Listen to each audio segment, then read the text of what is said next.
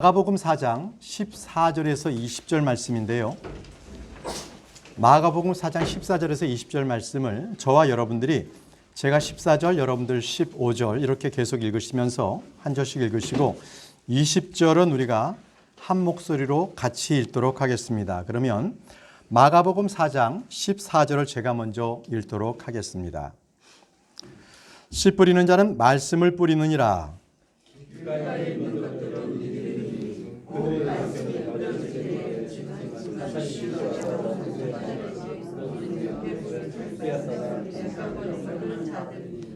또 그와 같이 돌밭에 뿌려진 것들은 이들이니 곧 말씀을 듣고 즉시 기쁨으로 그것을 받아들이나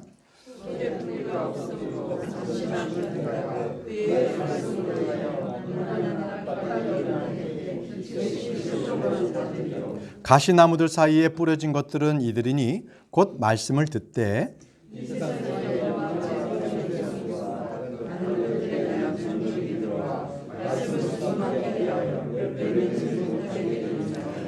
함께 읽겠습니다. 좋은 땅에 뿌려진 것들은 이들이니 곧 말씀을 듣고 받아들여 얼마는 30배, 얼마는 60배, 얼마는 100배의 열매를 내는 자들이니라 하시니라. 네, 오늘 말씀은 가시를 제거하라입니다. 가시를 제거하라. 우리 마음속에 있는 가시나무를 제거하라. 자, 기도하겠습니다. 위대하시고 거룩하신 아버지 하나님의 은혜를 감사합니다. 오늘 저희들 주의 첫날 저희들 모이게 하셔서 하나님의 말씀을 듣게 하시니 감사합니다. 이 말씀에 주의 권능이 임할 수 있도록 인도해 주시고 주께서 함께 하셔서 주여 이 말씀들이 저희 마음들에 이 말씀하신 대로 30배, 60배, 100배의 결실을 맺은 열매를 맺는 자들이 될 수 있도록 주 하나님 앞에 설 수 있도록 주님 도와주시기를 원합니다. 오늘 이 시간에 오직 주의 말씀에만 집중할 수 있도록 도와주시고 다른 잡념이나 다른 생각들을 다 떠나보내고 오직 주의 말씀에만 집중할 수 있도록 인도해 주옵소서. 예수님의 이름으로 기도합니다. 아멘. 자리에 앉으시기 바랍니다.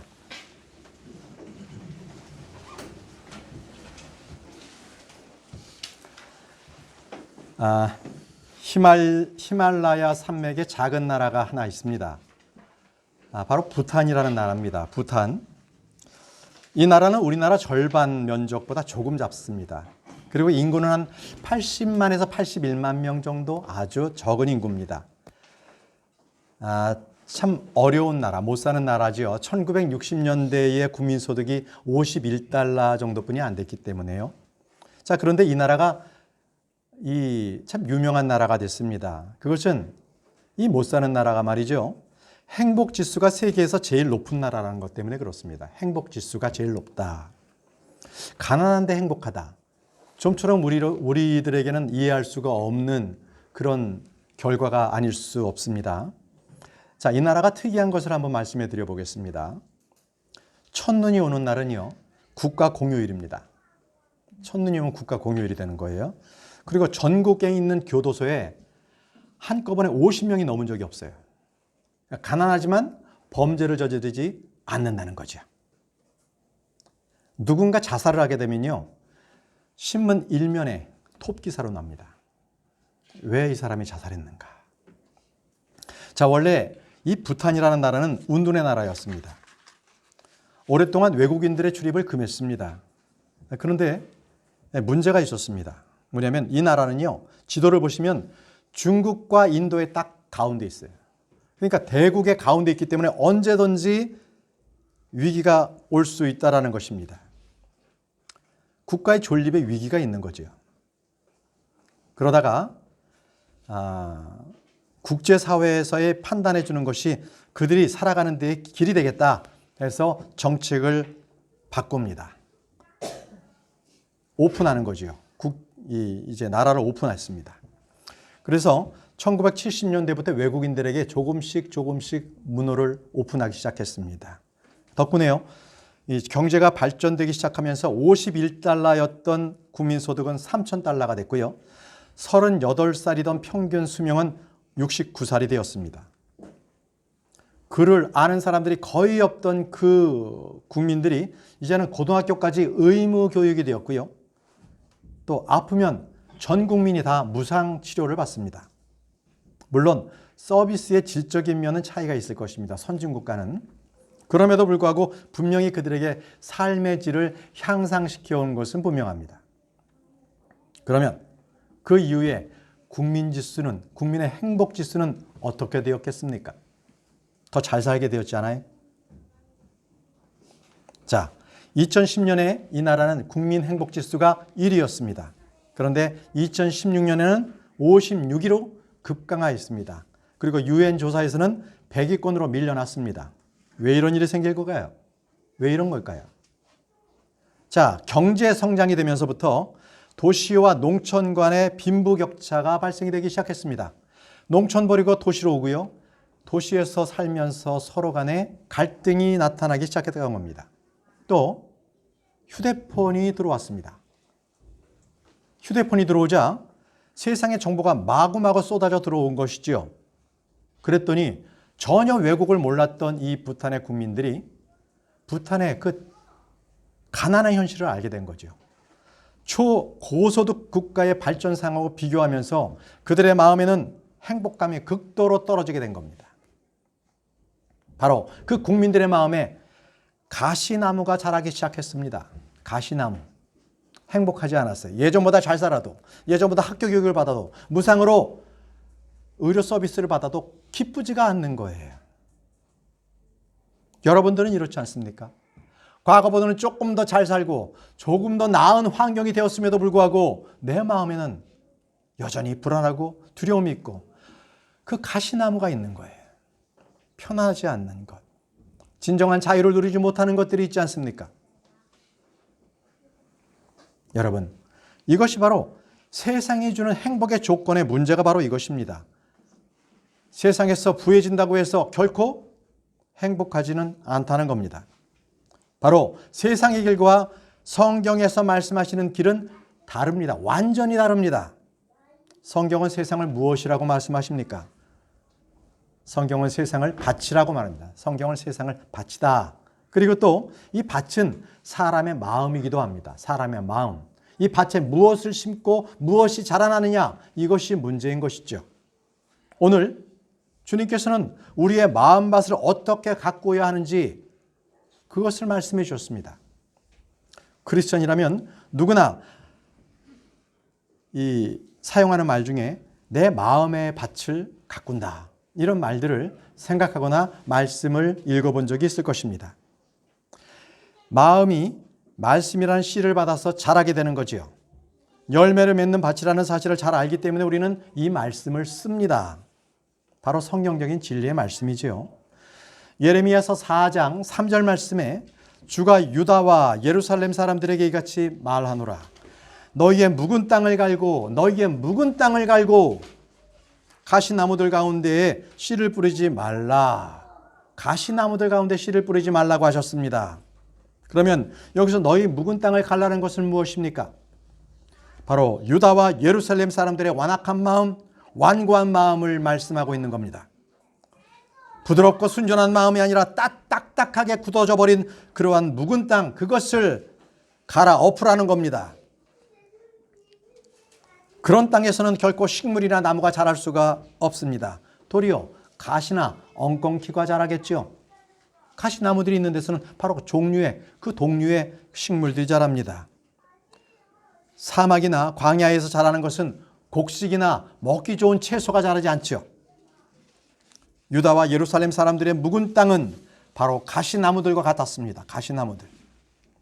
이것은 아담이 범죄한 후에 주님께서 땅을 저주하신 뒤에 땅에게 내린 저주 중에 하나가 바로 가시덤불과 엉겅퀴였습니다.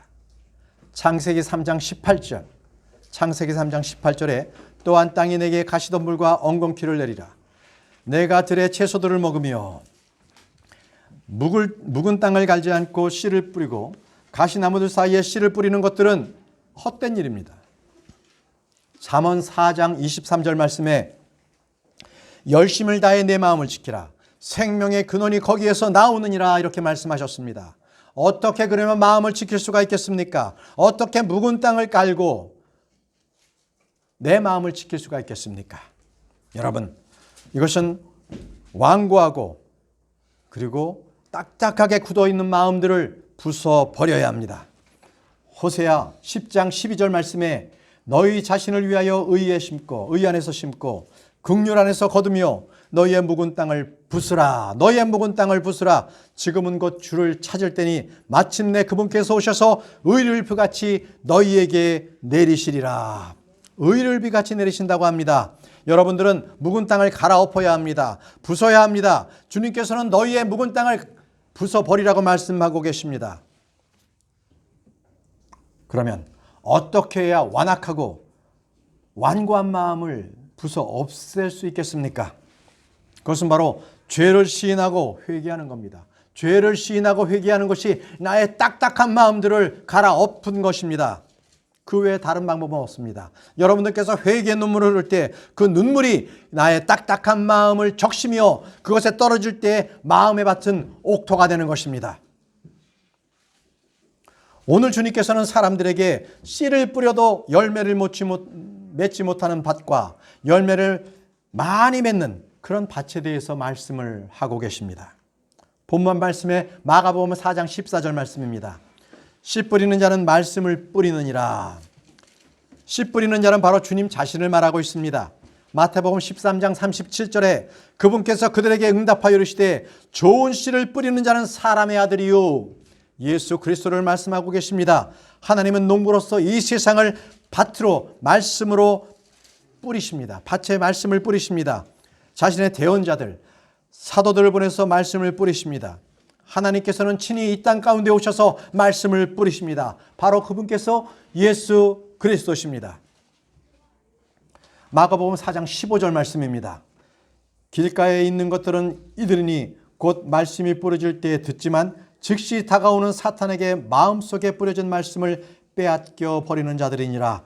자, 여기서 길가에 있는 것들이란 굳은 마음, 완악한 마음을 가진 사람을 말합니다.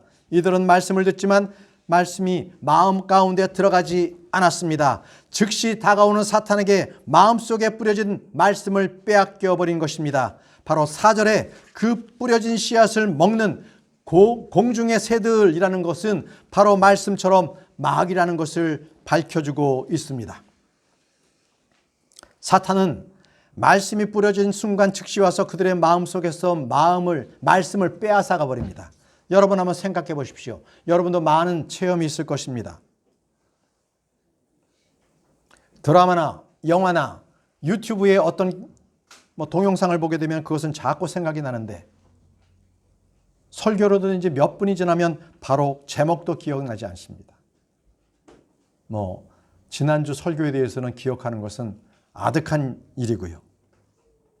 물론 설교 중에 예화나 뭔가 농담이나 또 여담으로 한 세상 얘기들은 잘 기억이 납니다. 그런데 하나님의 말씀, 강단에서 선포되는 하나님의 말씀은 바로 말씀이 내 마음에 들어오는 즉시 사탄에게 빼앗겨버리는 사람들이 많이 있습니다. 마귀가 그렇습니다. 마귀는요, 사람들이 말씀을 듣지 못하게 하고 또 듣는 사람들에게 즉시 와서 빼앗아가고 빼앗지 못한 성도들에게는 그 말씀에 의심을 줘요. 의심을 툭 던져줍니다. 과연 그럴까? 목사의 어떤 사견 아니야? 이렇게 말씀에 대한 의심을 딱 품어주는 거죠. 또 이미 말씀을 받은 성도들에게는 그 말씀이 무엇인지를 깨닫지 못하게 만드는 게 마귀입니다. 그래서 결국은 말씀을 믿고 깨닫는 성도들에게 마귀는 그 말씀에 순종하지 못하는 것, 그것이 마귀의 일입니다. 그래서요, 여러분, 우리가 기도했지만 우리가 말씀을 들을 때에는요, 열심히 주의를 기울여야 되는 거예요. 그렇지 않으면 말씀이 빠져나가 버립니다. 순간 빠져나갑니다. 히브리서 2장 1절 말씀에 그러므로 우리는 마땅히 우리가 지금까지 들은 것들에 대해 더 열심히 주의를 기울여야 하리니 이것은 언제라도 그들이 우리에게서 빠져나가지 못하게 하려 함이라. 더 열심히 주의를 기울여야 하리니 그것들이 우리에게서 빠져나가지 못하게 하려 함이라. 말씀을 듣지만 주의를 기울이지 않는다면 그것은 마귀에게 그 말씀을 빼앗겨버리고 믿지 못하고 구원받지 못하게 되는 겁니다. 자, 또 마가복음 4장 16절에서 17절 말씀을 보십시오. 또 그와 같이 돌밭에 뿌려진 것들은 이르니 곧 말씀을 듣고 즉시 기쁨으로 그것을 받아들이나 속에 뿌리가 없으므로 잠시만 견디다가 후에 말씀으로 인하여 고난이나 핍박이 일어날 때에 즉시 실족하는 자들이요.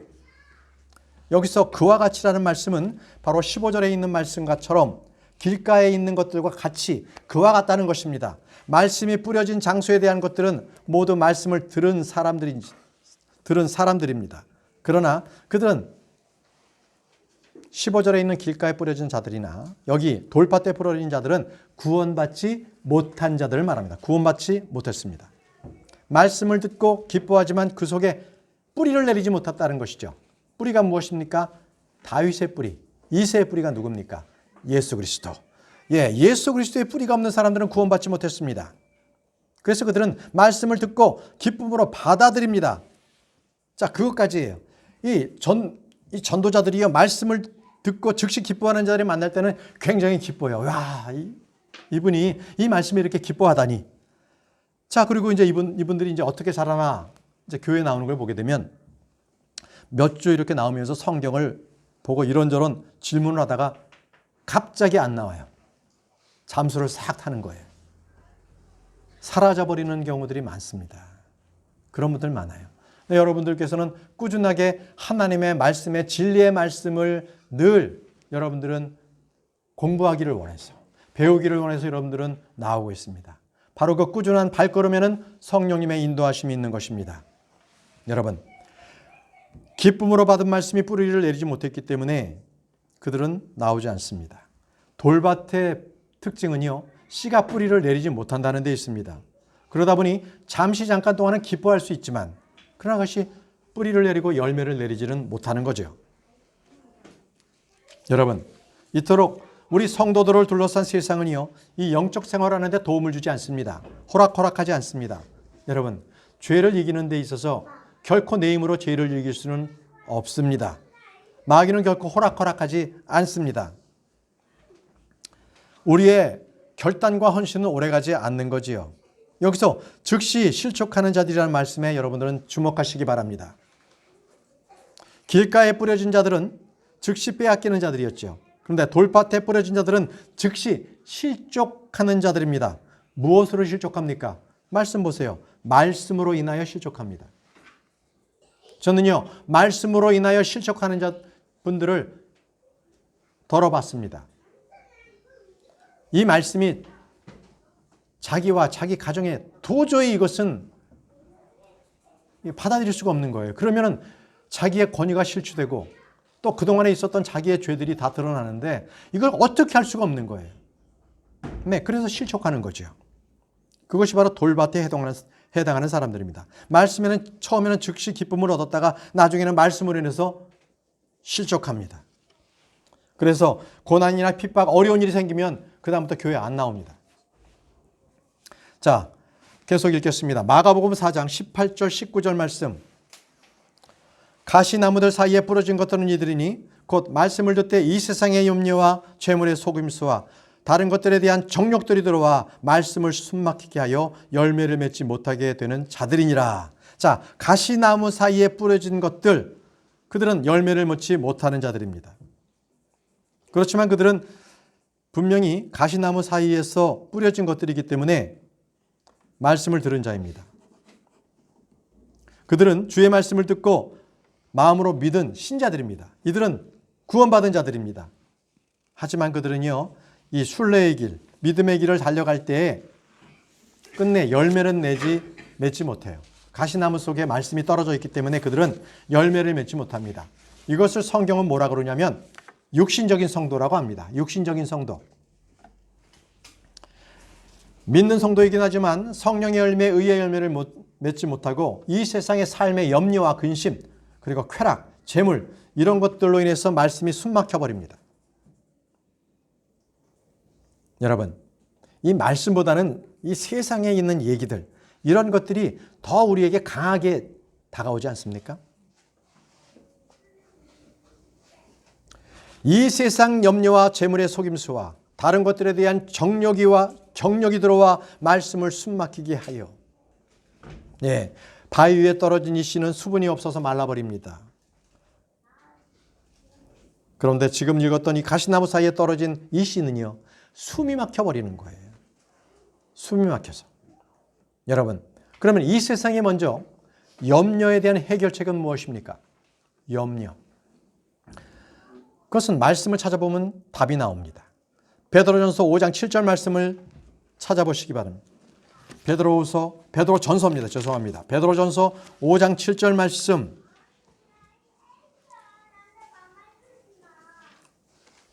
너희 모든 염려를 그분께 던져 맡기라. 그분께서 너희를 돌보시느니라. 염려를 주님께 던져 맡기라고 했습니다. 주님께서는 우리를 돌보시고 우리의 필요를 공급하시겠다는 약속을 하셨습니다. 이 약속을 믿으면 염려는 사라집니다. 그게 해결책입니다. 또 하나는 우리는 기도해야 합니다. 기도하는 것이 염려하지 않는 것이죠. 빌립보서 4장 6절 말씀에 아무것도 염려하지 말고 오직 모든 일에서 기도와 간구로 너희가 요청할 것들을 감사와 더불어 하나님께 알리라 이렇게 말씀하셨습니다. 아무것도 염려하지 말고 기도하라. 요청하라. 여러분, 재물은 뭡니까? 재물은 좋은 것이고 편리한 것이죠. 그래서 사람들은 누구나 재물이 많으면 많을수록 좋은 것이다라고 말합니다. 그런데 아까 서두에 말씀드린 것처럼 부탄 시민들에게, 국민들에게 재물이 좀 더 삶의 질적 향상이 왔을 때 그들은 도움이 되지 않았습니다. 왜? 그들 안에 가시나무가 생겼기 때문에 그렇습니다. 그렇습니다. 이 재물이라는 것은 마찬가지로 말씀을 숨막히게 하는 그 속임수가 있습니다. 재물이 그렇습니다. 재물의 속임수라는 것은 예수 그리스도 대신에 재물을 사랑하게 된다는 것입니다. 재물의 속임수는 사람을 잘못하게 하고요. 많은 사람들을 슬픔으로 찔러 슬프게 합니다. 자, 그리고 쾌락에 대해서 한번 말씀드려 보겠습니다.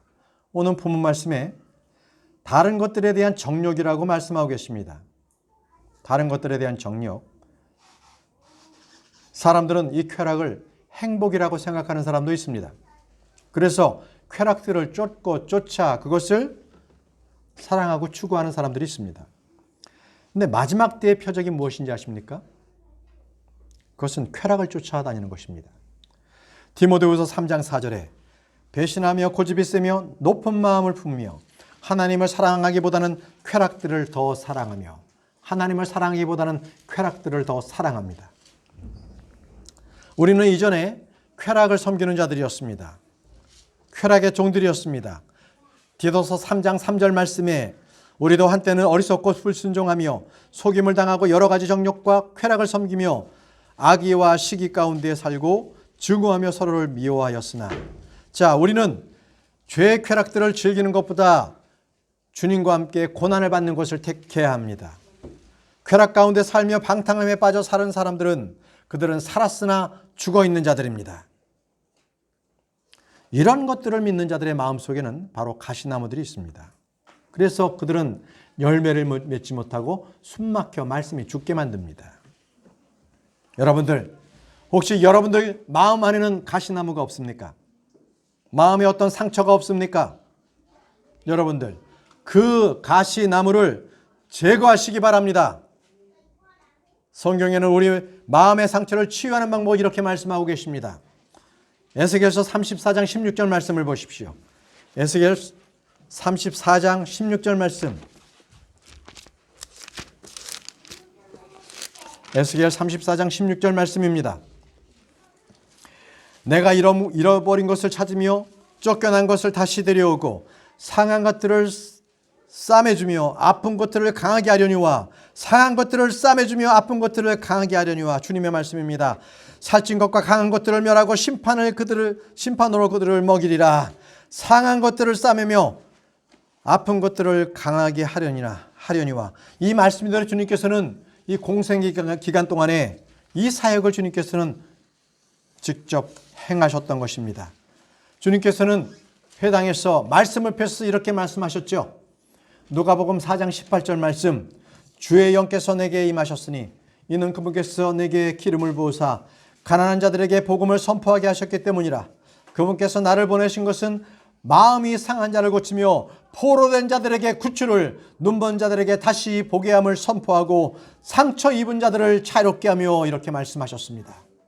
여러분, 마음에 상처가 있습니까? 주님께 맡기십시오. 주님께서 여러분의 상처를 고쳐주실 것입니다. 주님은 목자로서 우리의 마음에 있는 상처를 다 고쳐주시는 분이십니다. 욥이 말하기를, 욥기 5장 18절 말씀에 그분께서는 아프게 하시다가 싸매며 상하게 하시다가 자신의 손으로 온전하게 하시느니라, 이렇게 말씀하셨습니다. 시편 147편 3절에도 마음이 상한 자들을 고치고 그들의 상처를 싸매시는도다, 이렇게 하셨습니다. 여러분, 현대를 살아가는 사람들은 왜 그렇게 마음속에 상처들이 많은지요? 가족 간에도 상처를 주고 부모에게도 상처를 받고 자식들에게 상처를 받는 부모도 있습니다. 부부 간에 서로 상처를 주고요, 친구 간에서도, 그리고 교회 성도들 안에서도 상처를 주는 사람이 있습니다. 어떤 사람은 목사에게 상처를 받았다는 사람도 있습니다. 그런데 놀라운 일이 있습니다.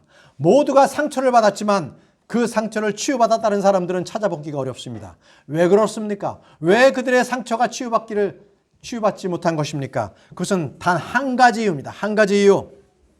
그들은 치유하시는 하나님을 인격적으로 만나보지 못했기 때문에 그들은 상처를 치유받을 수 없었던 것입니다. 시편 103편 3절과 5절 말씀에 그분께서 내 모든 불법을 용서하시고 내 모든 질병을 고치시며 내 생명을 멸망에서 구속하시고 인자함과 친절한 긍휼로 내게 관을 씌우시며 좋은 것들로 내 입을 만족하게 하사 내 젊음을 독수리의 젊음같이 새롭게 하시는도다. 말씀을 보십시오. 그분께서 내 모든 불법을 용서하시고 내 모든 질병을 고치시며 라고 말씀하고 계십니다. 여러분, 죄로 인해서 받은 상처는 예수 그리스도의 피, 그 피로만으로만 회복될 수가 있습니다. 그 무엇으로 고쳐질 수가 없습니다. 주님께서는 맞으신 그 채찍으로 우리는 고침을 받았습니다. 주님이 온몸으로 당하신 그 상처, 그 십자가를 여러분들은 바라보시기 바랍니다. 베드로전서 2장 24절 말씀에 친히 나무에 달려 자신의 몸으로 우리의 죄들을 지셨으니, 이것들은 죄들에 대하여 죽은 우리가 살아서 의에 이르려 하심이라. 그분께서 채찍에 맞음으로 너희가 고침을 받았으니, 그분께서 채찍에 맞음으로 너희가 고침을 받았으니. 여러분, 참된 치유는 바로 갈보리 십자가에 있습니다. 여러분, 상처가 치유받는 방법은 말씀을 듣고 믿음으로 화답하는 것입니다. 주님께서는 말씀을 보내서 고쳐주시는 분이십니다. 시편 107편 20절 말씀에 자신의 말씀을 보내어 그들을 고치시며 멸망들에서 그들을 건지셨도다. 자신의 말씀을 보내어 그들을 고치시며 말씀을 보내어 고쳐주시는 분이십니다. 예, 이 말씀에 따라서 백부장은 이렇게 고백했죠. 마태복음 8장 8절에 백부장에 응답하여 이르되 주여 주께서 내 지붕 아래로 오심을 내가 감당할 자격이 없사온즉 오직 말씀 하나 없어서 그러면 내 종이 낫겠나이다. 그렇습니다. 이 백부장은 분명히 알았어요. 주님께서 말씀을 보내주시기만 한다면 바로 그 자리에 없더라도 내 종이 나을 것을 그 백부장은 믿었던 것입니다. 여러분, 하나님께서는 저와 여러분들에게 말씀을 보내주십니다. 마찬가지로 우리의 마음의 상처와 질병들을 고쳐주시는 분이십니다. 여러분, 마음의 상처를 받고 싶으십니까? 그렇다면 기도하십시오. 믿음의 기도는 병든 자를 고치십니다. 야고보서 5장 15절 16절 말씀에 믿음의 기도는 병든 자를 구원하니 주께서 그를 일으키시리라. 그가 죄들을 범하였을지라도 그것들을 용서받으리라. 너희 잘못들을 서로 고백하고 너희가 병 고침을 받도록 서로를 위해 기도하라. 의로운 자의 효력 있고 뜨거운 기도는 많은 유익이 있느니라. 믿음의 기도는 병든 자를 구원하리니. 여러분이나 여러분들의 부모님이 병들었습니까? 그러면 믿음의 기도로 기도를 드리시기 바랍니다. 시편 6편 2절 말씀에 오 주여 내가 연약하오니 내게 긍휼을 베푸소서. 오 주여 나의 뼈들이 괴로워하니 나를 고치소서. 이렇게 다윗은 부르짖었습니다. 그리고 나서 다윗은 기도 응답을 받았습니다. 시편 30편 2절 말씀에 오 주여 내 하나님이여 내가 주께 부르짖음에 주께서 나를 고치셨나이다. 내가 주께 부르짖음에 주께서 나를 고치셨나이다. 여러분 기도하십시오. 육신의 질병은 약을 먹거나 운동을 하거나 의사의 처방에 따름으로써 어느 정도 효과를 볼 수가 있습니다. 그러나 마음의 상처, 영과 혼의 그 치유는 오직 한 분, 하나님 한 분밖에 없습니다. 자, 마가복음 4장 20절 말씀으로 돌아가겠습니다. 마가복음 4장 20절 말씀. 좋은 땅에 뿌려진 것들은 이들이니 곧 말씀을 듣고 받아들여 얼마는 30배, 얼마는 60배, 얼마는 100배의 열매를 내는 자들이니라 하시니라. 여러분, 좋은 땅이란 좋은 밭, 좋은 마음으로 열매를 맺는 자들입니다. 주님은 누가복음 8장 15절 말씀에서 정직하고 선한 마음 속에 말씀을 받은 자들은 좋은 땅에 뿌려진 씨앗이라고 말씀하고 있습니다. 그런데 그들 중에 정직하고 선한 마음을 가진 사람이 어떻게 사람들 중에 그런 사람이 있을 수가 있습니까? 정직하고 선한 마음을 가진 사람은 없다고 분명히 말씀하고 있습니다. 왜요? 사람의 생각들, 그 상상은 어려서부터 악하다고 분명히 기록되어 있습니다. 예레미야 17장 9절 말씀에 마음은 모든 것보다 거짓되고 극도로 사악하니 누가 그것을 알 수 있으리요? 라고 말씀했습니다. 하나님 한 분밖에는 선한 분이 없습니다. 사람에 대해서 말할 때에 로마서 3장 12절 말씀에는 그들이 다 길에서 벗어나 함께 무익하게 되고 선을 행하는 자가 없나니 단 한 사람도 없도다라고 말씀하셨습니다. 그래서 사도 바울 자신도 자신을 가르쳐서 이렇게 말했습니다. 로마서 7장 18절에 내 안에 곧 내 육신 안에 선한 것이 거하지 않은 줄 내가 아노니. 분명히 사람 안에는 선한 것이 없습니다. 그러면 어떻게 말씀하신 대로 정직하고 선한 마음이 내 안에 있을 수가 있겠습니까? 그것은 바로 성령님의 사역의 결과입니다. 내 노력이 아니요 오직 성령님께서 하시면 그렇게 정직하고 선한 마음을 내가 가질 수가 있다는 것입니다. 이들은요 주의 말씀을 듣고 그것의 마음속에 간직하고 깨닫게 되는 사람입니다. 어떤 사람들이요? 정직하고 선한 마음을 가진 자들, 주의 말씀을 사람의 말로 받지 않고 하나님의 말씀을 받고 믿음으로 취합니다. 하나님의 말씀으로 듣고 믿을 때에 그들의 마음은 선한 마음, 정직한 마음이 됩니다. 주를 따르고 물질로 섬겼던 여인들이 모두 이와 같은 마음의 그러한 소유자들임을 아십니까? 그들은 향유를 들고 왔습니다. 그리고 주의 머리로 또 주의 발에 그들은 향유를 부은 자들, 그 여인들은 선하고 정직한 마음의 소유자들이었습니다. 네, 그들은 주님의 말씀을 그대로 다 믿었습니다. 그래서 주님께서 십자가에서 돌아가시고 부활할 것을 말씀하셨기에 그들은 십자가에서 죽은 후에 주님은 보이지 않았습니다. 그래서 살아계실 때에 살아계신 예수 그리스도께 향유를 부었던 것입니다. 주님의 말씀을 듣고 믿고 깨닫고 그 말씀을 마음속에 간직해 두는 사람, 바로 마음속에 그 보고의 말씀을 쌓아두는 사람, 그런 사람들이 바로 선하고 정직한 마음의 소유자들입니다. 이런 사람들이 바로 많은 열매를 맺죠. 여러분, 또 말씀을 듣고 받아들인다는 것은 누가복음 8장 15절에는 이렇게 말씀하고 계십니다. 그것들을 간직하여 인내로 열매를 맺는 자들, 이렇게 말씀하고 계시죠. 자, 주님의 말씀을 듣고 믿는 순간 바로 열매가 맺히는 것은 아니죠. 분명히 봄에 씨앗을 뿌렸다면 가을까지 기다려야 합니다. 말씀의 씨앗도 마찬가지입니다. 열매를 맺을 때가 있는 것, 그 때를 기다려야 합니다. 그래야만 얼마는 30배, 얼마는 60배, 얼마는 100배의 열매를 내는 거죠. 바로 이것은 믿음의 성장을 말하고 있습니다. 그런데요, 여러분, 믿음의 성장에는요 필요한 게 한 가지가 있습니다. 믿음의 성장에는 바로 인내가 필요합니다. 인내는 환난의 결과입니다. 믿음의 단련이 인내를 가져옵니다. 야고보서 1장 3절 말씀에 너희 믿음의 단련이 인내를 이루는 줄 너희가 아느니라 이렇게 말씀하셨습니다. 마음에 받은 말씀들을 열매를 맺을 때까지 잘 간직하는 자가 바로 인내하는 자들을 말합니다. 여러분들은 받은 말씀을 버리지 마십시오. 확신을 버리지 마십시오. 잘 행하다가 지치거나 낙심하지 마시기 바랍니다. 그 말씀은 반드시 때가 되면 열매를 거둡니다. 자, 인내는 소망 중에 바라는 것입니다. 우리는 열매를 맺기 위해서 열매를 바라고 인내해야 합니다. 야고보서 5장 7절 말씀에 그러므로 형제들아 주께서 오실 때까지 인내하라고 말씀하셨습니다.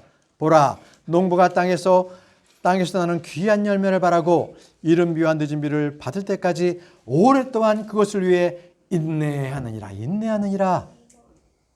예, 그렇습니다. 열매는요, 성장의 과정이 필요합니다. 오랜 시간 인내가 필요한 것입니다. 그렇다면 여러분, 이제부터 본질적으로 어떻게 우리는 많은 열매를 맺을 수가 있겠습니까?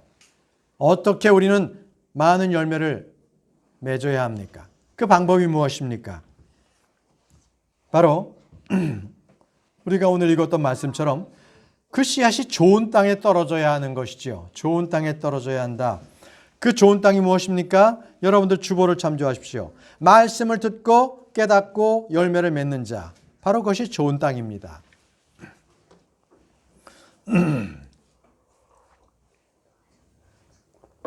마태복음 13장 23절 말씀에 그러나 좋은 땅 속에 씨를 받는 자는 말씀을 듣고 깨닫는 자니 그것이 또한 열매를 맺어 얼마는 100배, 얼마는 60배, 얼마는 30배를 내느니라 하시니라.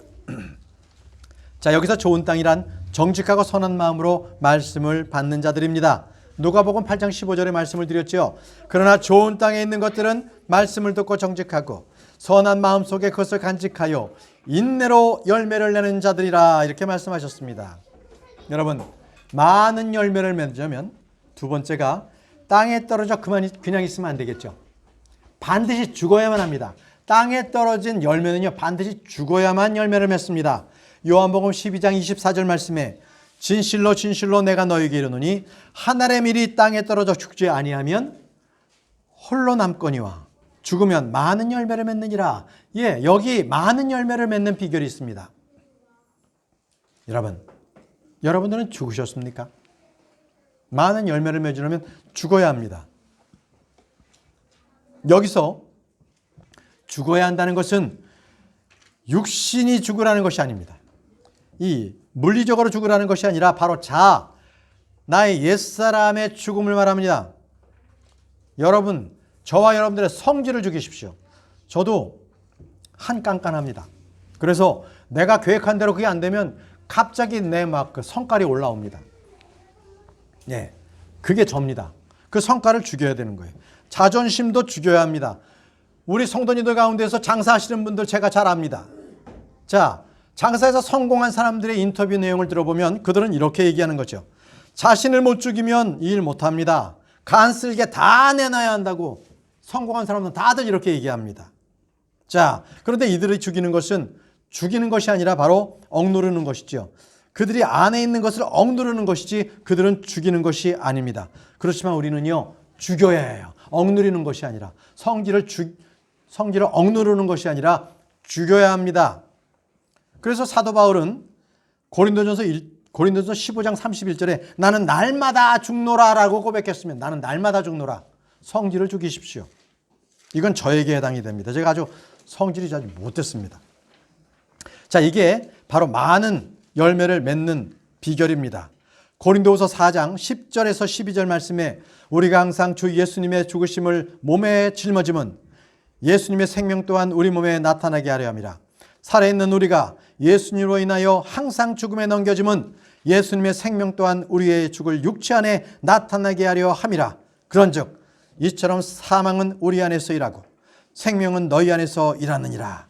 예, 그렇습니다. 바로 사도 바울은 이토록 사망이 자기 안에서 일하도록 그렇게 열심히 그들은 고린도 교회를 세웠습니다. 그래서 고린도 교회가 생명 안에 있게 되었습니다. 여러분, 우리는 우리의 자아를 죽음에 넘겨줘야 합니다. 여러분들께서 직장에 계시거나 가정에 있거나 아니면 학생이거나 어디에 있든지 간에 우리는 그리스도의 죽음이 우리에겐 필요합니다. 여러분, 교회에서도 마찬가지입니다. 교회에서도 여러분들은 여러분 자신을 죽이시기 바랍니다. 자신이 살아서 곳곳이 서 있으면 꼭 그걸로 인해서 성도들에게 상처를 줍니다. 자, 세 번째, 죽어서 끝나는 것이 아니죠. 여러분들 죽었습니까? 그러면 자라나십시오.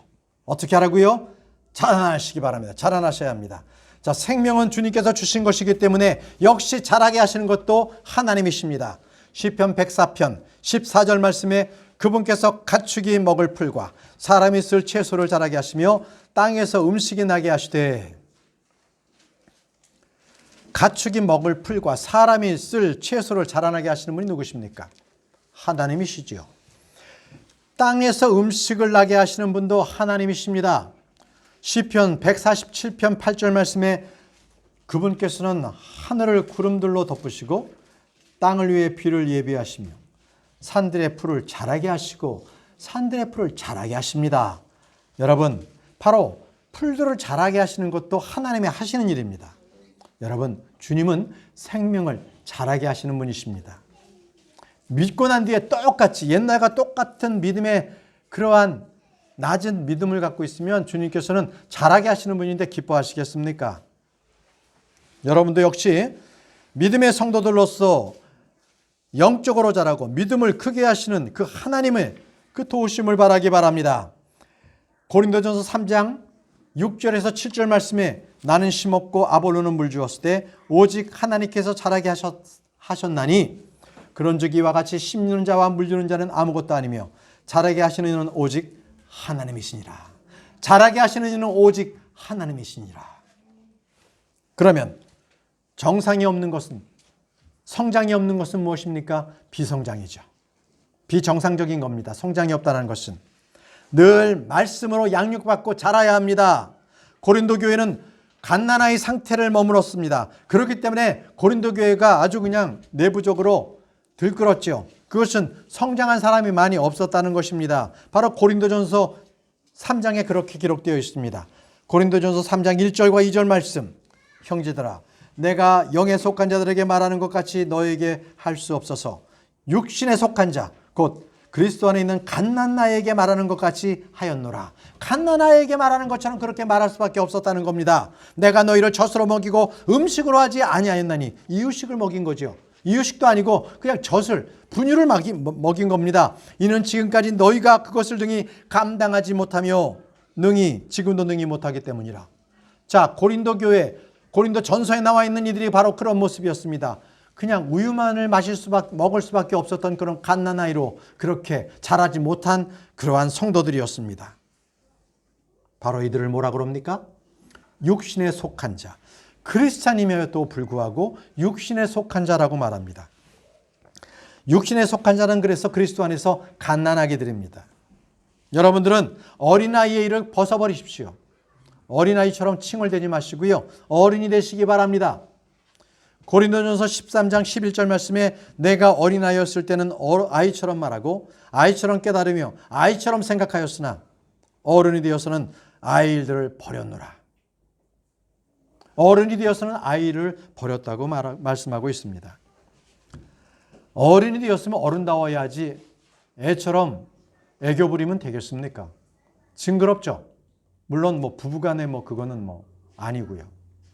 그냥 사회적인 관계에서 그러면은 그런 사람이 있다면 빨리 어린 티를 벗어나고 그것을 빨리 벗어버려야겠죠. 고린도전서 14장 20절에 형제들아, 이해하는 일에서는 아이가 되지 말라. 너희가 오직 악한 일에서는 아이가 될지라도 이해하는 일에서는 뭐가 되라?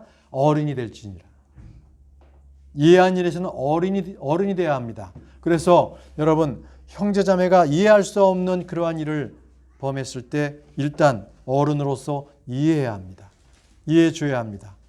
그것을 푸르르 성질을 내거나 그것을 지적하거나 이러는 것이 아니라 내가 성장한 그런 믿음으로써 바로 그들을 바라볼 수가 있어야 되는 겁니다. 예. 가정에서도 마찬가지고 직장에서 마찬가지입니다. 여러분들은 어린 나이의 일을 벗어버리고 어른처럼 성장해야 합니다. 네 번째입니다.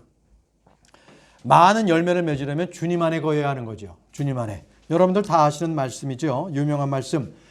요한복음 15장 5절 말씀. 나는 포도나무여 너희는 가지니라. 사람이 내 안에 거하고 내가 그 안에 거하면 바로 그 사람은 많은 열매를 맺나니 나 없이는 너희가 아무것도 할 수 없느니라. 여러분, 주님 안에 거하는 이유가 바로 그것입니다. 주님 안에 거했을 때에 모든 것이 충만하고 지혜와 지식이 모든 보화를 감추며 주님 안에서 바로 생명이 태어납니다. 생명이 자라납니다. 그래서 많은 열매를 맺습니다. 그래서 우리 그리스도인들은요, 모든 일에서 그리스도 그분만을 생각하고 말하고 행동해야 합니다.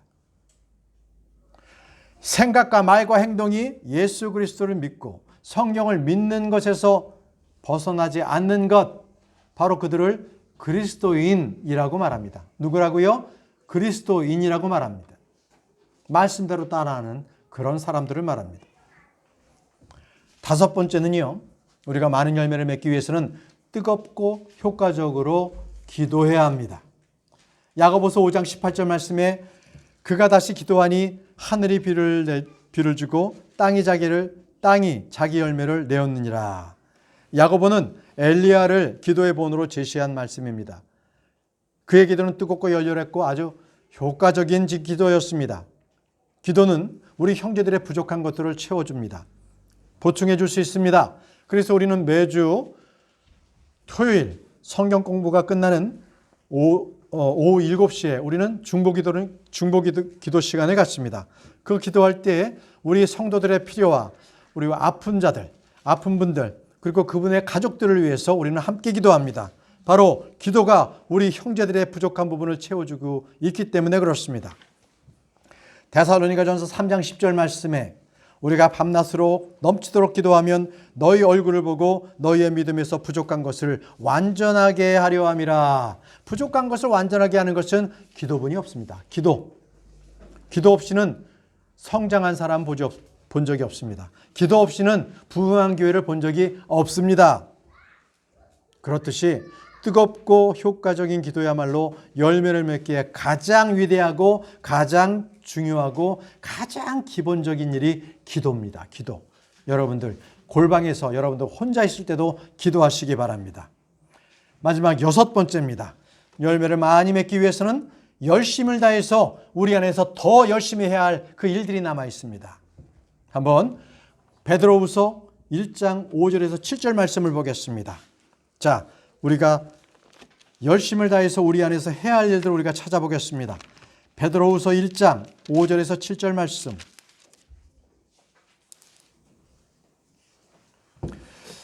이것과 더불어 열심을 다하여 너희의 믿음의 덕의 지식을, 지식의 절제를, 절제의 인내를, 인내의 경건의 형제의 친절을, 형제의 친절에 사랑을 더하라. 이렇게 말씀하셨습니다.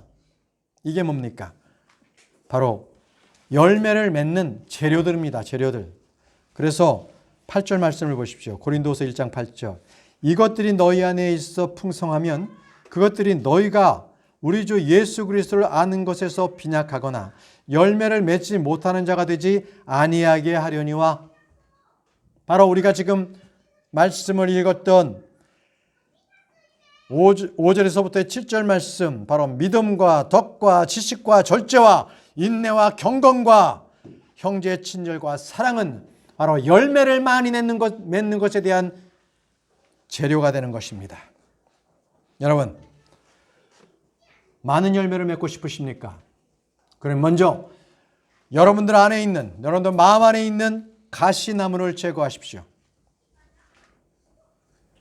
여러분들 마음 안에 쓴 뿌리를 품고 살지 마시기 바랍니다. 그러면 자신만 힘들어요. 자신만 나락으로 떨어집니다. 우리는 많은 열매를 맺기 위해서 내가 죽고 자라야 합니다. 그래야만 열매를 맺습니다. 예수 그리스도를 바라봐야만 많은 열매를 맺을 수가 있습니다.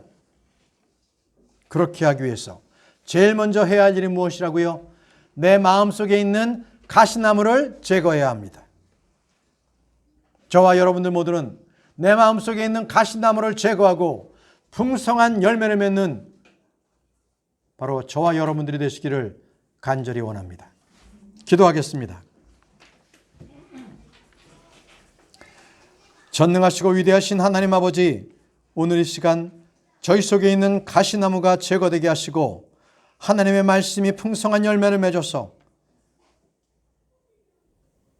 기전한 마음을 가진 성도나 치유와 회복이 필요한 성도들에게 주님, 그 풍성한 말씀의 열매, 성령의 풍성한 그 충만함을 갖게 해주셔서 주여 그 능력의 그 삶을 살 수 있도록 주님 도와주시기를 원합니다.